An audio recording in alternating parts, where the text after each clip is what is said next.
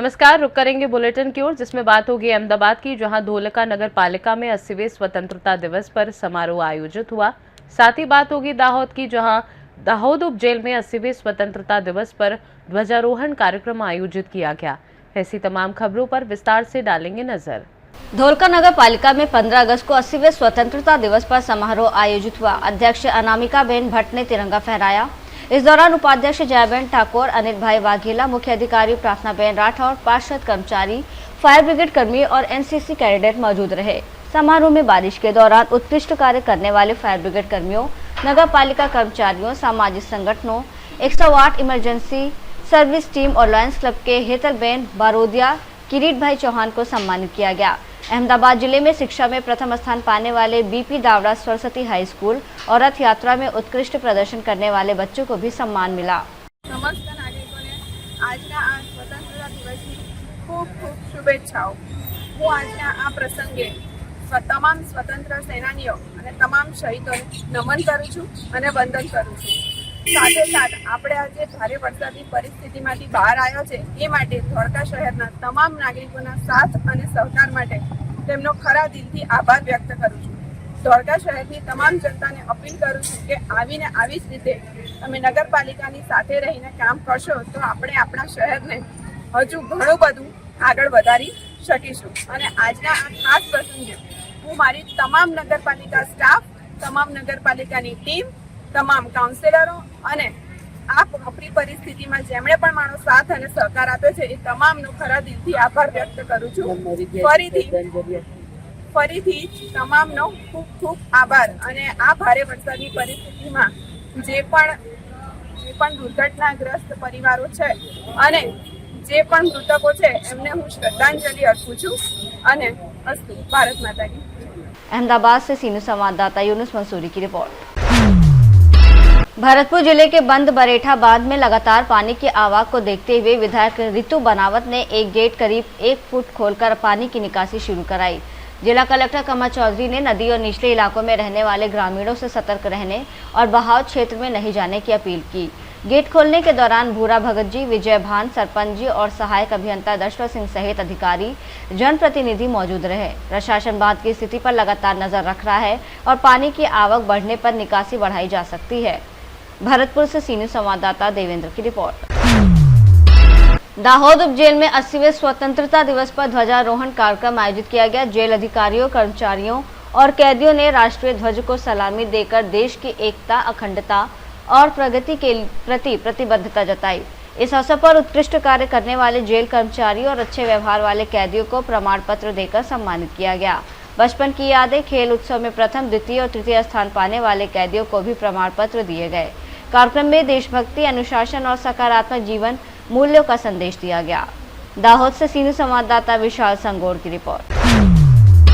गोधरा उपजेल में 80वां स्वतंत्रता दिवस भव्य रूप से मनाया गया। जेल अधीक्षक आरबी मकवाना, जिला विधि सेवा प्राधिकरण जसवंत भाई, कॉन्ट्रैक्टर वकील तेजलबेन त्रिवेदी, सेवानिवृत्त jailer BC Solanki, doctor Dinesh भाई दासियानी, सामाजिक कार्यकर्ता, जेल कर्मचारी, कैदी मौजूद रहे। मुख्य द्वार पर ध्वजारोहण के बाद तिरंगा रैली निकाली गई। देशभक्ति गीत और सांस्कृतिक कार्यक्रम हुए। उत्कृष्ट कार्य करने वाले जेल कर्मचारी और मेहनत करने वाले कैदियों को प्रमाण पत्र देकर सम्मानित किया गया। कार्यक्रम का समापन चाय, नाश्ता और मिठाई वितरण के साथ हुआ। दाहोद से सीनियर संवाददाता राहुल वसंत राव वैद की रिपोर्ट।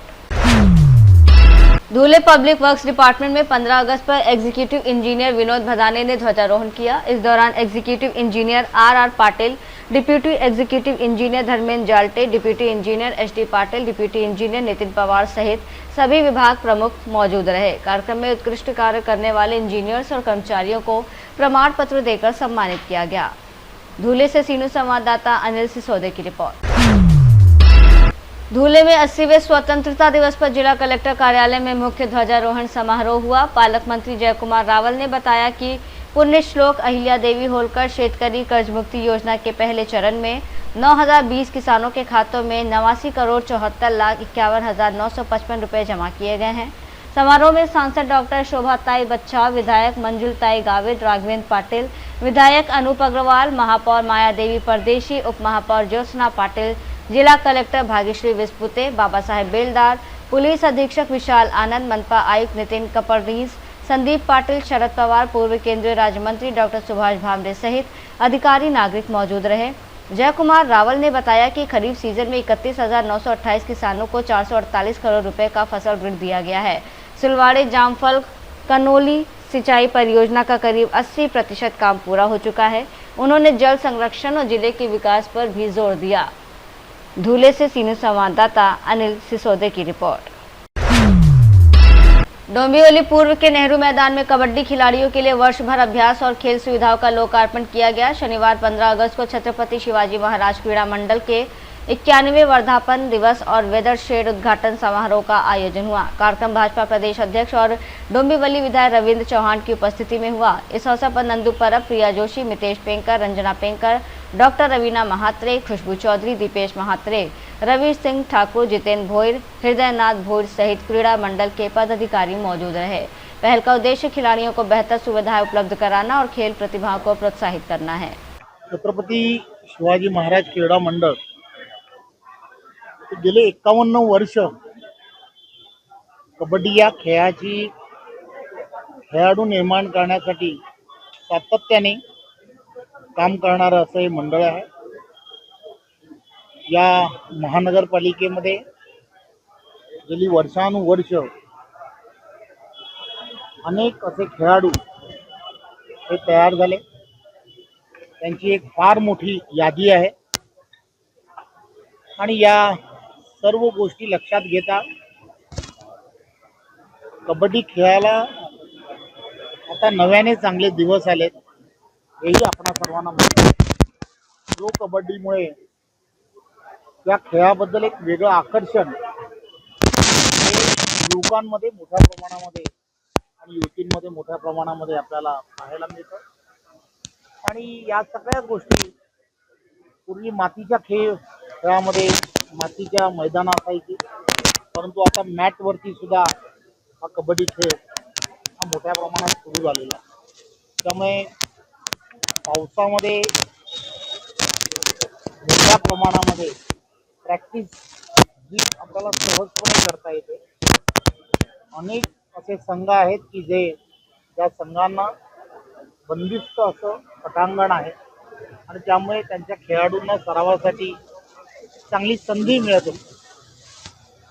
परंतु 3-4 महिने पडणारा पाऊस आणि त्यानंतर मैदानात झालेली वेगळी हानी ज्याला म्हणतो, त्यामुळे सर्व ते कबड्डी छत्रपती शिवाजी महाराज क्रीडा मंडळामध्ये खेळाडू खेळतात किंवा जे खेळाडू आहेत त्यांना सगळ्यांना 4 महिने प्रॅक्टिससाठी इतरत्र जावं लागायचं।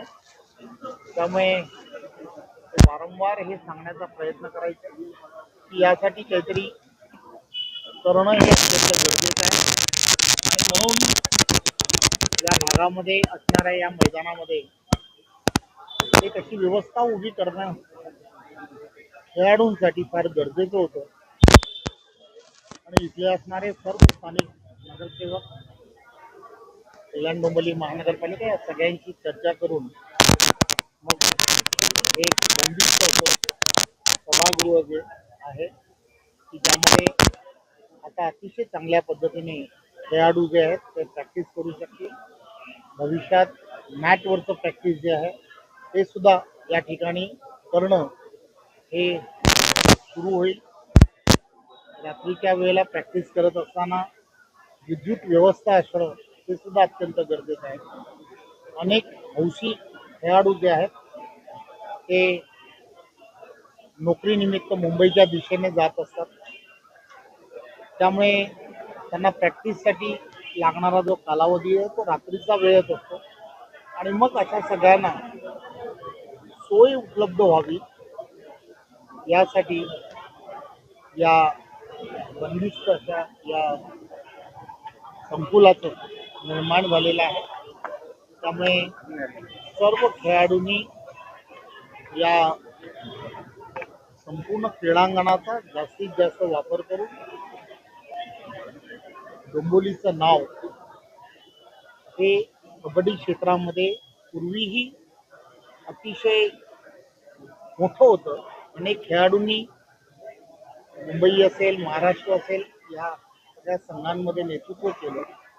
अनेक जण वेगवेगळ्या ठिकाणी, मग त्या खाजगी कंपनीज असतील किंवा शासकीय, सरकारी आणि निमसरकारी अशा ठिकाणी अनेक जण हे या खेळामुळेच नोकरीला लागलेत. ते अनेक खेळाडू आहेत, ते वारंवार खंत व्यक्त करायचे की आम्हाला खेळाडू घडवायचे आहेत, परंतु इन्फ्रास्ट्रक्चर नाही. तर आता इन्फ्रास्ट्रक्चर तयार झालेलं आहे. त्यामुळे मला खात्री आहे हे सर्वजण मिळून चांगले खेळाडू निर्मिती करण्याच्या दृष्टिकोनातून नक्की पाऊल उचलतील. डोंबिवली से सीनियर संवाददाता दीपक मोरे की रिपोर्ट। अहेरी में सीआरपीएफ 9वीं बटालियन की ओर से 80वें स्वतंत्रता दिवस पर ध्वजारोहण और विभिन्न कार्यक्रम आयोजित किए गए। कमांडर शंभू कुमार और second in commander Satyanarayan Meena की मौजूदगी में जवानों ने तिरंगे को सलामी दी। कार्यक्रम में विद्यार्थियों को सुरक्षा उपकरणों और ड्रोन तकनीक की जानकारी दी गई। साथ ही आधुनिक सुरक्षा व्यवस्था में ड्रोन की उपयोगिता समझाई गई। उत्कृष्ट कार्य करने वाले जवानों को कमांडर शंभू कुमार ने प्रशस्ति पत्र और पदक देकर सम्मानित किया। समारोह में विद्यार्थियों को राष्ट्रभक्ति, अनुशासन, जिम्मेदारी और देश सेवा का संदेश दिया गया। में झंडोत्तोलन के पश्चात उसमें स्कूली बच्चे को आमंत्रण दिया गया था। 7 अगस्त से 14 अगस्त तक भिन्न भिन्न प्रतियोगिताएं आयोजन की गई थी उन स्कूली बच्चों के लिए और हमारे जवानों के लिए। तो आज इस अवसर पे उन्हें पुरस्कृत किया गया है। ये इनमें से कई उन्होंने जो जीता है उनके सर्टिफिकेट्स उनके हाथ में हैं। साथ ही एक प्रदर्शनी रखी गई है हर 7 वर्ष की भांति 9 बटालियन द्वारा बच्चों के लिए, स्कूली बच्चों को विशेष करके और उनके अभिभावकों के लिए जो एक जनरल आम जानकारी दी जाती है उनको वेपन प्रदर्शनी के दौरान कि क्या क्या यंत्र और हथियार हम लोग इस्तेमाल करते हैं कानून व्यवस्था बनाए रखने के लिए। मकसद है इसका कि वो प्रेरित हों आर्म्ड फोर्सेस को ज्वाइन करने के लिए, पुलिस बलों को ज्वाइन करने के लिए और आगे बढ़ कर के जब वो वयस्क बनते हों तो एक वर्दी के प्रति प्रेम भावना और सहयोग की भावना उनमें शुरू से पनपे, जाने कि हम उनके लिए हैं। आमतौर पे वर्दी के प्रति डर रहता है। वो हमारा जो सामाजिक दायरा है वो इस प्रकार से बना हुआ है कि सबसे पहले हम भी जब छोटे बच्चे थे, दूध नहीं पीते थे, तो यही कहती थी माँ कि पुलिस आ जाएगी जल्दी पकड़ लो। तो वो भावना बड़े होने पर भी बनी रहती है बच्चों में और बड़े होने पे कि पुलिस डराने के लिए है। ऐसा नहीं है, पुलिस है जो आम जनों के बीच से ही चुने गए कार्य करने वाले हम लोग हैं। हमारे बल के साथी अधिकारीगण और समाज की सुरक्षा के लिए अपना सर्वस्व न्यौछावर करते हैं, दिन रात एक मेहनत करते हैं जिससे कि हमारे आम नागरिक चैन की नींद सो सकें। एक अच्छी वातावरण में हमारे जो बच्चे हैं, युवा पीढ़ी है, वो पढ़ाई लिखाई करके अपने रोजगार कर सकें, वयस्क बूढ़े अपने अच्छा तरह से जीवन निर्वाह कर सकें और देश उन्नति की ओर बढ़ सकें। तो इसी लक्ष्य के साथ एक प्रदर्शनी लगाई जाती है हर साल, जो इस साल भी लगाई गई है और हम नए नए चीज़ों का भी उपयोग कर रहे हैं सर्विलेंस के लिए। जैसे अभी सामने आप ग्राउंड की तरफ देखेंगे तो एक ड्रोन रखा गया है और ड्रोन कैसे उड़ाया जाता है, उससे कैसे इस्तेमाल किया जाता है, इसके बारे में बच्चों को जानकारी दी जाती है।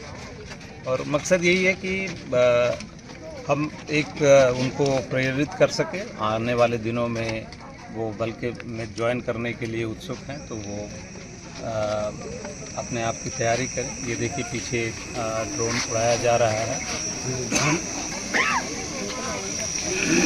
तो इसमें आप। गढ़चिरौली से सीनियर संवाददाता संजय यमसलवार की रिपोर्ट। केरडारी थाना क्षेत्र के चट्टी पेटो गांव में 15 अगस्त की देर रात जहरीले सांप के डसने से 6 वर्षीय राजन कुमार की मौत हो गई। परिजनों के अनुसार रात करीब 12 बजे सोते समय सांप ने डस लिया। उसे केरडारी सीएचसी ले जाया गया, जहां परिजनों का आरोप है कि डॉक्टर, नर्स और कंपाउंडर मौजूद नहीं थे। प्राथमिक उपचार और एंटीवेनम नहीं मिलने पर बच्चे को हजारीबाग सदर अस्पताल रेफर किया गया, जहां डॉक्टरों ने मृत घोषित कर दिया। घटना के बाद आक्रोशित ग्रामीणों ने शव को सीएचसी परिसर में रखकर अस्पताल का घेराव किया और स्वास्थ्य व्यवस्था पर सवाल उठाए। ग्रामीणों ने मामले की जांच, रात में 24 घंटे चिकित्सकीय स्टाफ की मौजूदगी और पर्याप्त एंटीवेनम दवाओं की उपलब्धता की मांग की है। स्वास्थ्य विभाग के आधिकारिक बयान का इंतजार है। हजारीबाग से सीनियर संवाददाता सुनील कुमार ठाकुर की रिपोर्ट। हिंगोली जिला कलेक्टर कार्यालय में 80वें स्वतंत्रता दिवस पर पालक मंत्री नरहरि झिरवाल ने मुख्य ध्वजारोहण किया। समारोह में विधायक रामराव वटकुटे, सांसद नागेश पाटिल, अष्टकर विधायक संतोष बांगर, राजू नवघरे, जिला कलेक्टर राहुल गुप्ता, सीईओ विवेक गायकवाड़, पुलिस अधीक्षक डॉक्टर श्रीनिक लोढ़ा सहित अधिकारी मौजूद रहे। पालक मंत्री नरहरि झिरवाल ने कहा कि जिले के सभी पात्र किसानों को ऋण माफी योजना का लाभ मिलेगा। उन्होंने किसानों से ई-केवाईसी और एग्रीस्टैक के लिए पंजीकरण कराने की अपील की। जल संरक्षण सप्ताह के तहत महावॉकथॉन जल के लिए पदयात्रा और लोगों का अनावरण भी किया गया। समारोह में उत्कृष्ट सेवा देने वाले पुलिस अधिकारियों, कर्मचारियों, मिशन ऊर्जा, डायल 112 और CCTNS में उत्कृष्ट कार्य करने वालों और स्वास्थ्य संस्थानों को प्रशंसा पत्र देकर सम्मानित किया गया। न्यूज बुलेटिन में फिलहाल के लिए इतना ही। बने रहिए सी न्यूज भारत के साथ। हर खबर आपके साथ, आपके हाथ।